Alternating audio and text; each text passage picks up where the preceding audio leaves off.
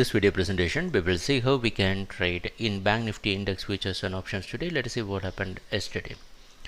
The chart you are seeing is 20-minute candlestick chart for Bank Nifty index futures. Yesterday the price opened here 36,500.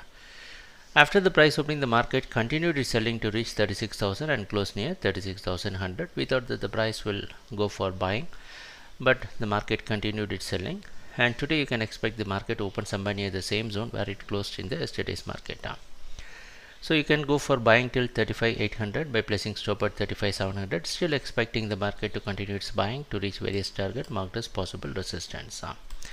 And how we can do this in the options market? The option chain, what you are saying is for March month, monthly expiring contract. In this option chain you can buy this 36,600 call option. You can buy this call option with a 150 point stop, and you can expect the value to increase once the underlying asset increases.